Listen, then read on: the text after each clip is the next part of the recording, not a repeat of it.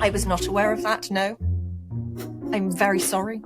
Hollywood actress Keira Knightley gets asked a question about trans rights and JK Rowling, and she quite literally laughs it off. Now, of course, the left is upset, but I'm excited because this is yet another sign that we're entering a new era, I think, when it comes to this issue. Let's talk about it. Yeah, you better. Yeah, you better. Guys, before we get into today's video, please like and subscribe. Yes, today we're talking about Keira Knightley. You know her from Pirates of the Caribbean, and her personal favorite of mine, Pride and Prejudice, but she was recently doing some press, and she gets asked about JK Rowling and, of course, the trans rights issue. Why? Because Keira Knightley is signed up to voice Professor Umbridge in this new Harry Potter audiobook that's coming out, alongside a bunch of other big actors. So, of course, they're going to start circulating these questions about JK Rowling and her apparently being a TERF and a transphobe, and they're going to start asking celebrities about their association with her. But Keira Knightley had a very interesting response. Let's watch. I saw you're voicing Professor Umbridge in the new Harry Potter audiobooks. I was wondering, are you aware that some fans are calling for a boycott, given JK Rowling's ongoing campaign against trans people? I was not aware of that, no. I'm very sorry. You know, I think we're all living in a period of time right now.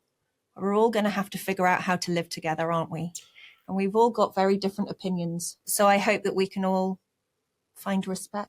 Okay, so there you have it. She gives an "I'm sorry" followed by this sort of chuckle that's like, yeah, I'm sorry that I don't live chronically online and that I'm not constantly putting myself into a political debate about every given subject and every given movement at any single time. And she basically says, sit down. You know, we live in a world where people have a bunch of different opinions. And guess what? We work alongside people with different opinions. We live alongside people with different opinions. We love alongside people with different opinions. And that's okay. And I think we're all just going to have to show a little bit of respect. That is what this whole controversy deserves, is just a little chuckle, a little giggle, and a let's move on to the next question. And that's exactly what celebrities should be doing in response to this. But instead, they sort of cower and they apologize and they cry about, you know, these trans rights or human rights, and they wear the t-shirts that say protect the dolls, and they call out JK Rowling, as we recently saw with the likes of Emma Watson, who's now sort of changed her tune a little bit and is now talking about loving and respecting JK Rowling and wanting to cherish the moments that she had with her.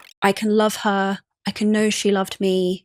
I can be grateful to her. So I think we're seeing a sort of universal shift on this issue. Well, I shouldn't say universal because there are a ton of leftists who are mad at the likes of Keira Knightley and Emma Watson right now. But we are seeing, I think, a substantial shift on the issue of trans rights. And I think it's because as this movement sort of trots along, we're seeing that not only are people detransitioning at a pretty high rate, we're seeing a lot of regret amongst those who are a part of the movement. We're seeing the issues that arise when we decide that men can be women and women can be men. We're seeing women have their rights infringed upon. We're seeing their private spaces infringed upon. We're seeing their sports infringed upon. And then we're seeing the general public sort of go, wait a minute, I don't think I agree with this anymore. And we all know that celebrity sort of follows the general public in a lot of ways and sort of ushers themselves into whatever is going to be the most palatable response to this. And right now, seeing a laugh like this from Keira Knightley is, I think, a very subtle sign that maybe we are slowly ushering ourselves onto the other end of this issue. And I think it's really important that she says this is the time that we're going to have to just learn to live together and live with these differing opinions, because that is the issue of our time. Just having people argue and be unable to agree to disagree on any singular issue. And of course, all issues strike us differently. They create different opinions, different stances, and they're at different levels of importance for each and every one of us. And clearly for Keira Knightley, this whole issue of JK Rowling and the trans rights, human rights thing is not that big of an issue for her. And she, in fact, is a representation of most people. Most people do not give a damn about this issue. And when asked about signing up for a project with JK Rowling, they should laugh in your face. Laugh in your face for you trying to make that association.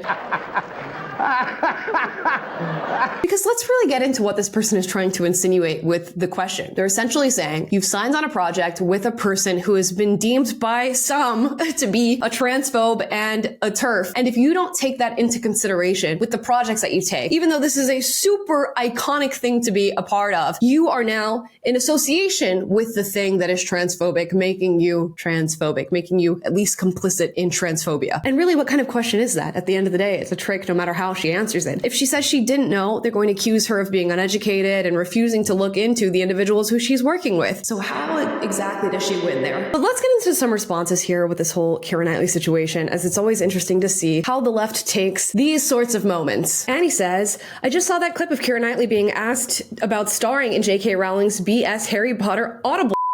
And I just want to say the actual clip of her physically reacting was so vile, and that's why her totally washed ass hasn't made a watchable movie in 15 years. The see you next Tuesday. Okay, wow. A lot of strong opinions from that one. Another one says, Keira Knightley has been living under a rock. How can you be not aware of the fact that JK Rowling is a Nazi TERF? I'm glad to never have cared about her acting. Yet you care enough to put out this blue sky post, mind you. Another person says, I haven't seen a single article about how Matt Berry or Kit Harington or John Lithgow or Keira Knightley, Nick Frost, and Simon Pegg have very publicly made it clear that they value a big blood-soaked paycheck over human rights.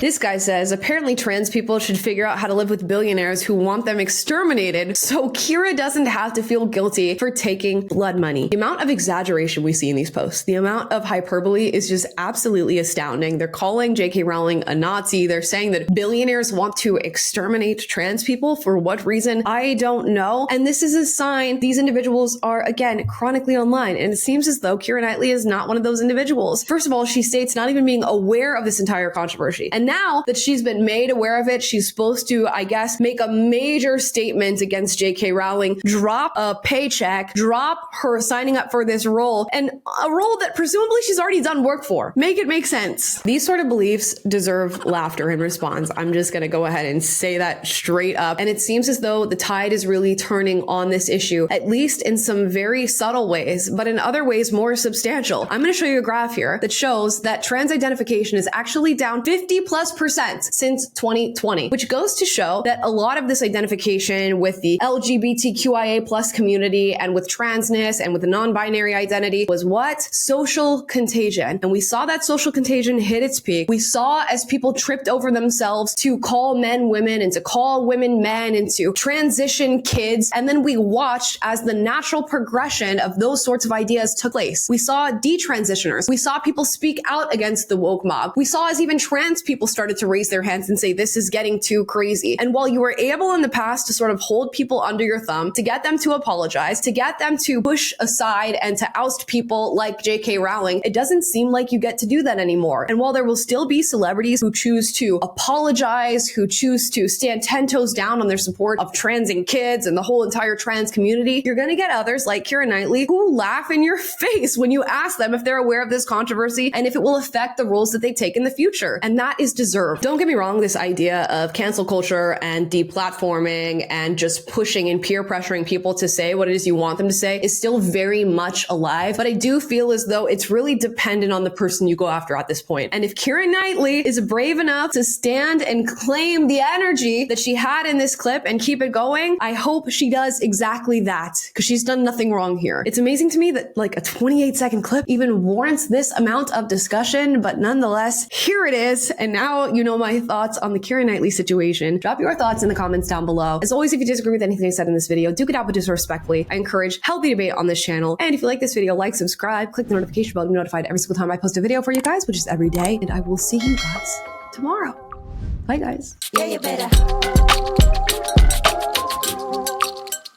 Yeah, you better.